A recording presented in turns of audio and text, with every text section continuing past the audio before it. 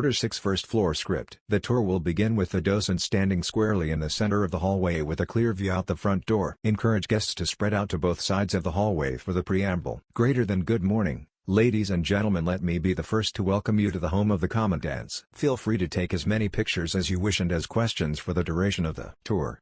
The home of the Commandants was built in 1801 with construction completed in 1805. The first Commandant to reside here was Franklin Worden in 1806. Pictured on the wall behind you indicate the portrait of Franklin Worden on the east wall. I would like to invite all of you to follow me into the sitting room where we will begin the tour. At this point you should be in or around the door from the hallway to the sitting room. Allow time for everyone to get situated within the room, using verbal encouragement for the guests to spread out and take in the room. As we move throughout the house, you will see Commandants from throughout our Corps history displayed in their official portraits. I will explain a great number of them to you, but if you have specific questions, please feel free to stop me and ask any questions you may have. At this time you should be in the doorway of the sun porch to allow for an easy transition to the next room. Here in the sitting room, there are 5 Commandants displayed. I will begin with the most recent addition to the house, General Berger. General Berger's portrait was painted by Major Baumann, an active duty officer in the Marine Corps. Please feel free to take a closer look at the portrait. Use smooth gestures to indicate objects as you reference them. Across from General Berger,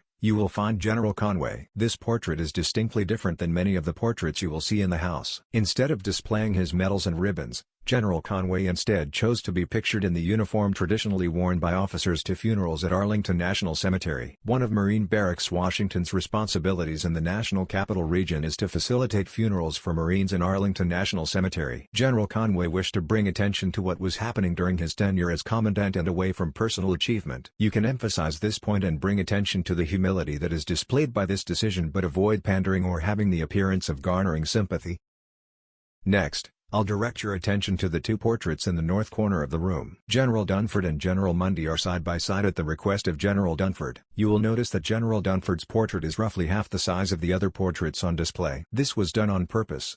11 months into General Dunford's time as Commandant, we was chosen to be the chairman of the Joint Chiefs of Staff. This appointment required General Dunford to vacate the office of Commandant, and he asked that his portrait reflect the brief time spent in the position. He also asked that his portrait be placed next to his mentor, General Mundy. The transition between these 2 portraits should be natural. General Mundy's portrait is unique for a couple reasons. Firstly, General Mundy is the only Commandant to be pictured wearing a foreign award around his neck. The award you see is the French Legion of Honor. Of note, recipients of the Legion of Honor are granted French citizenship when it is bestowed. Additionally, if you were to remove the portrait from the wall, which I encourage you not to do for some reason this always gets a laugh, you would find 4 full handwritten pages in which General Mundy details every item within his portrait and their meaning. A comment on his detail-oriented nature would be appropriate, but ensure the comment does not sound derogatory. The final portrait in this room is General Kelly. General Kelly is most notable for his heroic actions during the Vietnam War. A rotary wing pilot and commander, General Kelly distinguished himself within the Vietnamese theater of combat,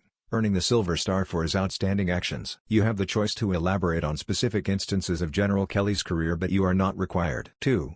Next, I will turn your attention to a couple items of interest within the room. At this point you should explain the tradition of Commandants leaving gifts in the house as the end of their tenure. The sitting room holds 2 such gifts. On the mantel, you will see General John A. Lejeune's personal officer's sword. It was a gift from the Secretary of Defense to General Lejeune upon his appointment to the office of Commandant. You can take this time to explain that General Lejeune forgot to leave a gift at the end of his time as Commandant, but you can save that until you reach the formal dining room if you wish. This is your transition through the sun porch to the music room. The sun porch is the newest addition to the home, added in the early 1900s. You will find a few personal items belonging to the Smith family here. In the west corner of the room is General Berger's gift to the house. A fold-out bar adorned with oriental motifs that General Berger acquired during his time in the Indo-Pacific region. A favorite of the Marines here at MBW, General Berger chose it to be his gift to the house. Next to the bar you will see an antique ribbon display case that was originally used in general stores across the U.S. Mrs. Smith found it and repurposed it. This is an opportunity to make a joke about it having a better purpose now. Again, gets a laugh for some reason. Transition to the music room. You are now entering the music room. Joke about guessing why it's called the music room while gesturing at the piano. Here we find 6 Commandants on display. I will begin with General Amos. Most notable about General Amos was his aviation background. Before General Amos, only combat arms officers served as Commandant. General Amos was the first aviator to hold the office. Across from him is General Jones, a unique Commandant in his own right. General Jones also chose to include his wedding photo in his portrait. the only commandant to do so. This is your opportunity to move across the room to the hallway doorway, also naturally drawing attention the 3 commandants on the north end of the room. Here we will see the 3 commandants that chose to be displayed in their utility uniforms. General Gray was the first to do so. General Gray is unique amongst commandants, as he was what we call a Mustang. This means that he began his career as an enlisted man, earned his commission, and rose to the office of Commandant of the Marine Corps. You can add comments on the difficulty of this feat or the time required for this achievement. Next we have General Hagee, pictured in the uniform worn by Marines during the Iraq and Afghanistan wars. General Hagee guided the Marine Corps through the initial phases of the Iraq War and was also the last Vietnam veteran to serve as commandant. Unique amongst portraits in the house is General Neller. Unlike the other portraits, General Neller's portrait was rendered digitally. Illustrated by a Marine Corps staff sergeant, General Neller's portrait was produced primarily using an iPad. Encourage guests to read the plaque below the portrait. To the right of General Neller's portrait are the personal family portraits of the Zeilen family. Commandant Zeilen was the 7th Commandant of the Marine Corps and was responsible for approving the eagle, globe, and anchor that has become the official symbol of the Corps. These pocket-sized portraits were common amongst wealthier families of the time.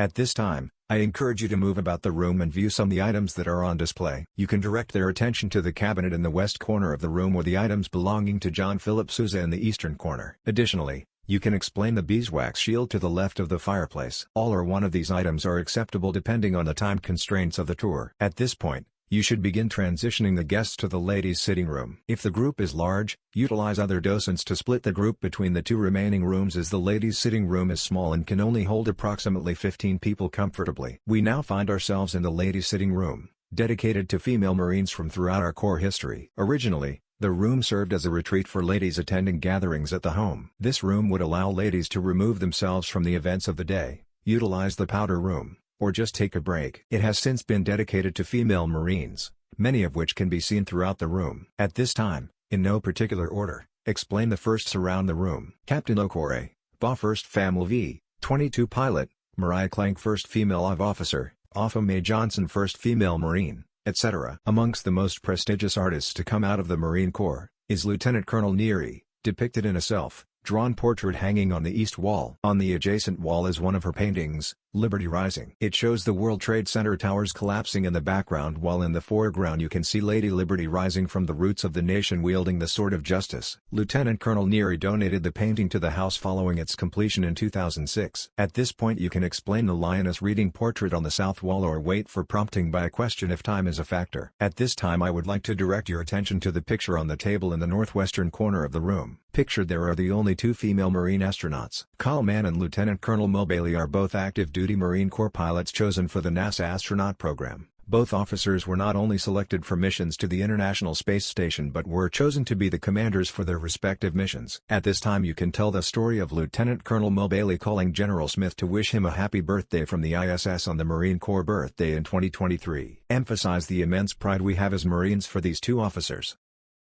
Lastly, I would like to point out the chandelier hanging in the center of the room. This chandelier is General Neller's gift to the house. One of his hobbies was restoring antique chandeliers and he asked that his gift be displayed in his favorite room in the house. Direct their attention to the plaque displayed above the thermostat on the east wall of the room. At this time, give the guests a minute or so to take pictures and look around the room. At this point, you will guide the guests across the hall to the formal dining room. If you are behind on time at this stage in the tour, this is an excellent opportunity to make up some of that time. The formal dining room, despite containing many items of note, can be narrowed down to a couple key items if needed. Encourage guests to take full advantage of the space in the room while positioning yourself at the south doorway to best transition to the hallway and stairs following completion of the room. The formal dining room is the largest room on the first floor of the house. Primary used for state dinners and formal occasions, the room is regularly plays host to heads of state, general officers, senators, congressmen, etc. I would like to direct your attention to the china cabinet on the west wall. It contains the Lejeune family china set,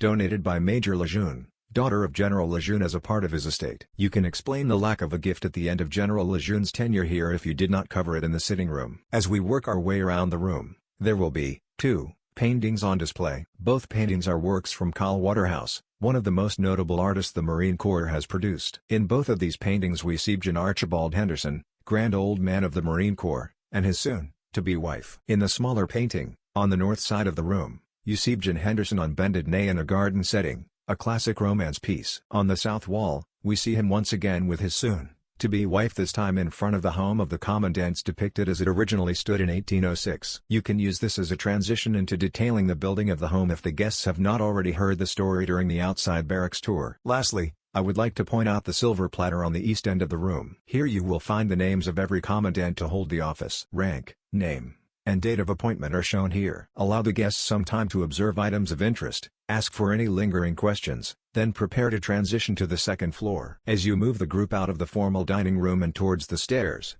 take a moment and point out the Waterhouse painting on the north wall of the hallway depicting Thomas Jefferson and William Ward Burroughs on horseback riding to lot 927.